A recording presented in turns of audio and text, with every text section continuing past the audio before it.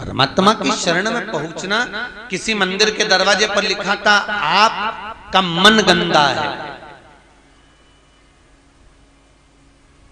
यदि आपका मन गंदा है, आपने पाप करा हो, छल करा हो, कपट करा हो, बेईमानी करी हो, प्रपंच करा हो, चाहे आप कितने भी गंदे हो, तो मंदिर जरूर जाइए।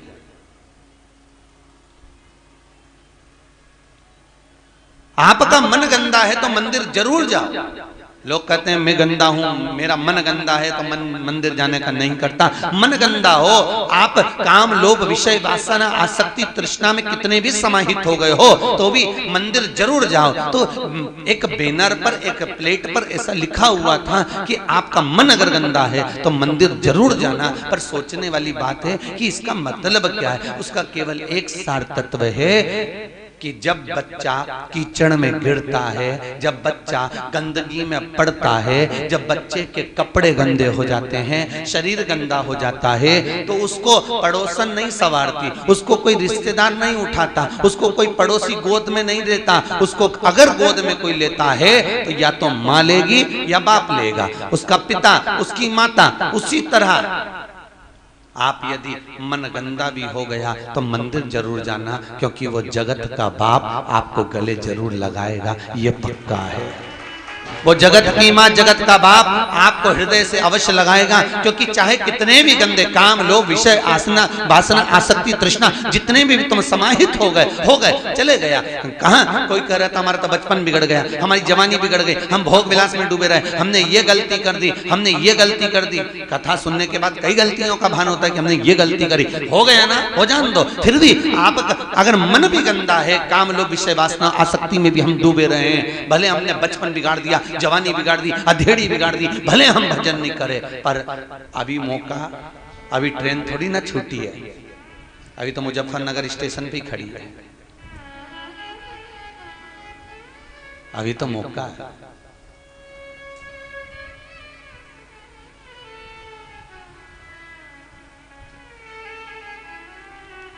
अच्छा ईमानदारी से बोलो, स्टेशन पर उतरते समय आप स्वयं पहले उतरते हो कि सामान पहले उतारते हो?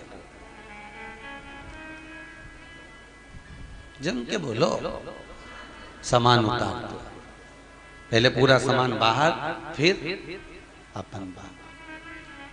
कितनी ज्ञान की बातें हैं कि मंजिल पर पहुंचना है और मंजिल का स्टेशन आ चुका है, सबसे पहले आपने सामान बाहर फेंका, उसके बाद आप उतरे हो।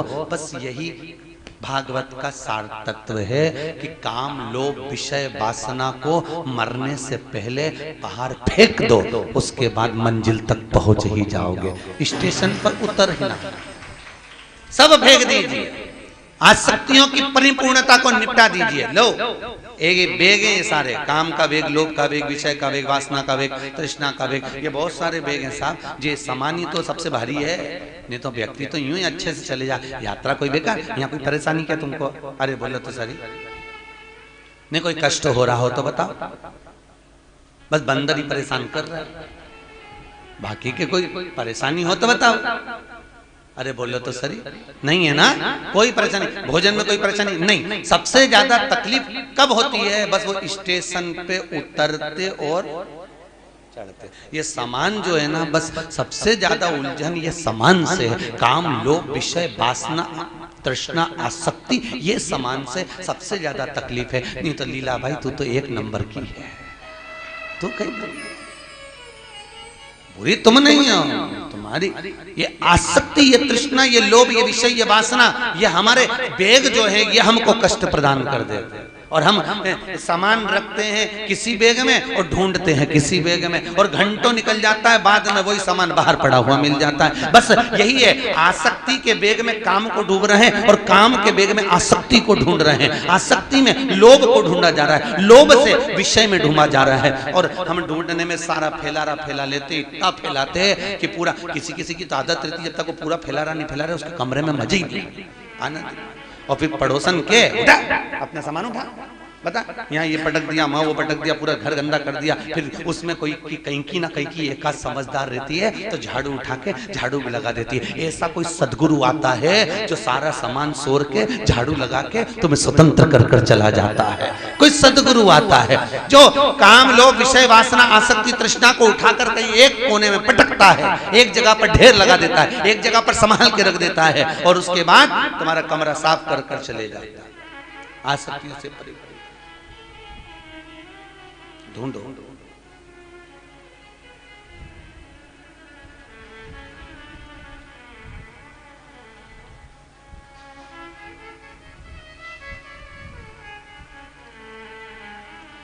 बस उस परमात्मा के चरणों की विनती। महाराज, राजा बलि के दरवाजे पर वामन भगवान 3 पग भूमि मांगने के लिए खड़े हैं। कितनी पग? 3 पग। भाग्य देखना कितना किस्मत वाला है। कौन? राजा बलि। उसके भाग्य के बराबर दुनिया में किसी का भाग्य नहीं हो सकता साहब।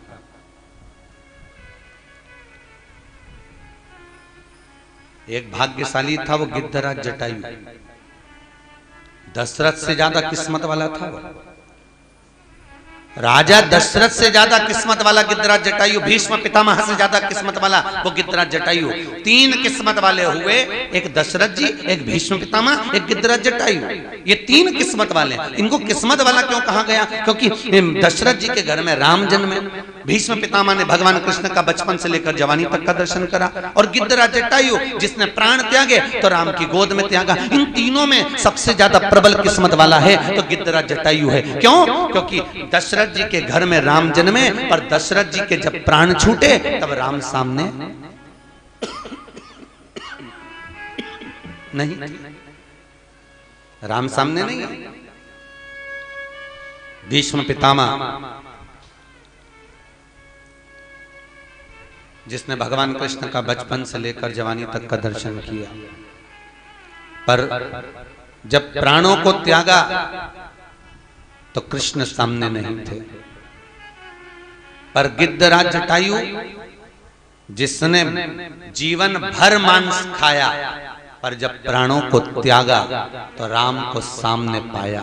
बस ऐसा ही हमारा जीवन हो। बचपन गया जाने दो, जवानी गई जाने दो, अधेड़ी गई जाने दो, पर बुढ़ापा मत बिगड़ने देना। बुढ़ापा आता है तो गवर्नमेंट भी रिटायर कर देता है, जाओ रे अब तो जिंदगी संवार लो। गवर्नमेंट भी रिटायर कर देती है। क्या कहती है? अभी तक तुमने जो कमाया वो परिवार के लिए, अभी तक तुमने जो किया वो तुम्हारे परिवार के लिए, अभी तक जो तुमने किया वो तुम्हारे कुटुंब के लिए। अब 60 के हो गए, 40 वर्ष तुम्हारे पास में दे रहे हैं, आधे से ज्यादा उम्र तुम्हारी खप गई, केवल 40 वर्ष। जाओ अब थोड़ा जाकर भगवान का भजन करना। अभी तक परिवार के लिए करा, अब अपने इस आत्म कल्याण के लिए करना। तो गवर्नमेंट भी रिटायर कर देती है, चले जाओ अब जाओ।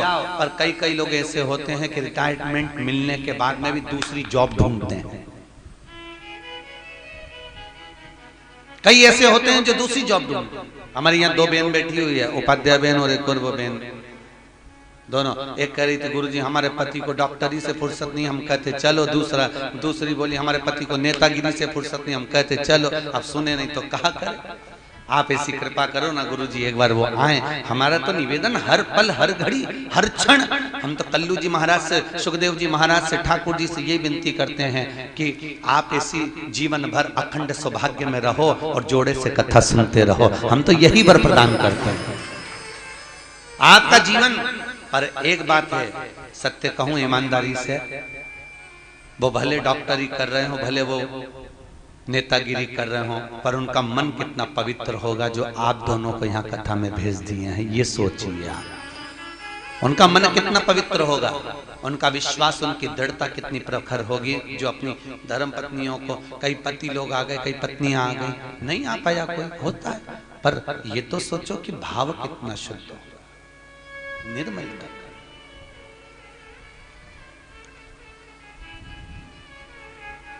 और कौन भाव, निर्मलता का स्वभाव, भगवत पद की प्राप्ति का केंद्र बिंदु बस वही होगा।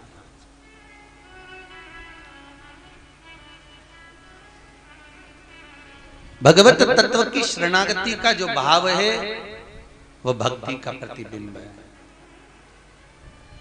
भक्ति का, और भक्ति के प्रतिबिंब में भगवत तत्व की प्राप्ति का एक साधन।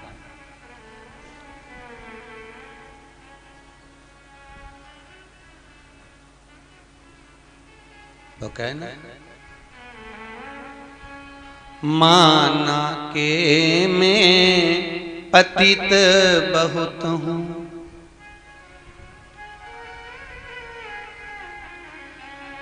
माना के मैं पतित बहुत हूँ।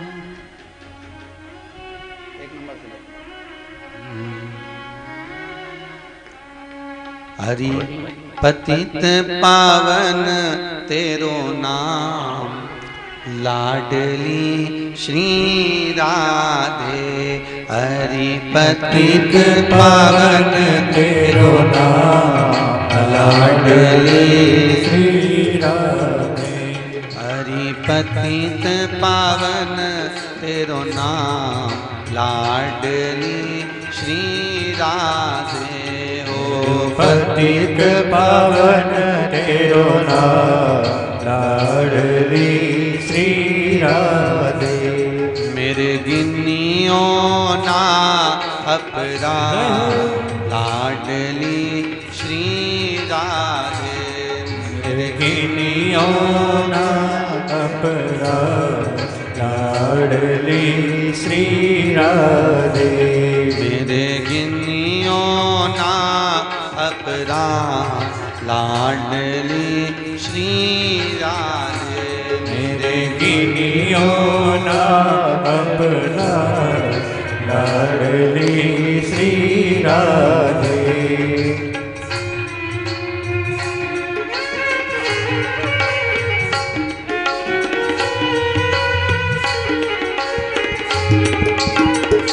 आओ सब बड़े आनंद।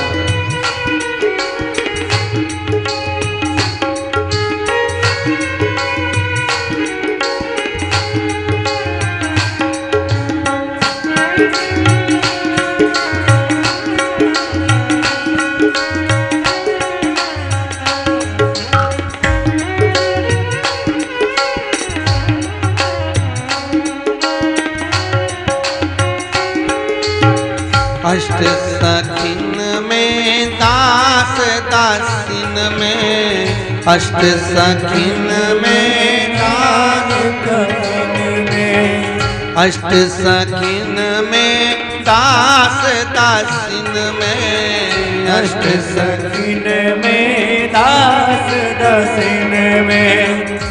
कहीं लिख ली जो मेरो नाम, लाडली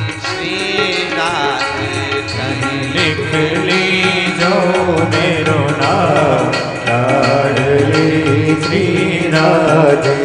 कहीं लिख ली जो मेरो नाम, लाडली श्री राधे। कहीं लिख ली जो मेरो नाम, लाडली श्री राधे। लाडली श्री राधे, लाडली श्री राधे। लाडली श्री राधे, लाडली श्री राधे। कहीं लिख ली जो मेरो नाम, लाडली श्री राधे। कहीं लिख ली जो मेरो नाम, लाडली श्री राधे।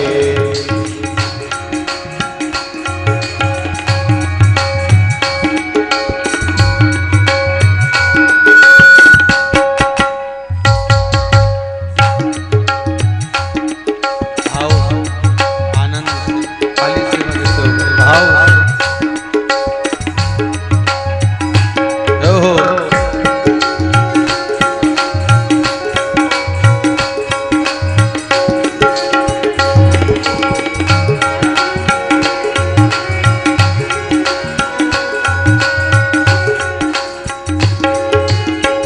माना के मैं पतित बहुत हूँ, माना के मैं पतित बहुत हूँ, माना के मैं पतित बहुत हूँ, माना के मैं पतित बहुत हूँ। हरि पतित पावन तेरो नाम,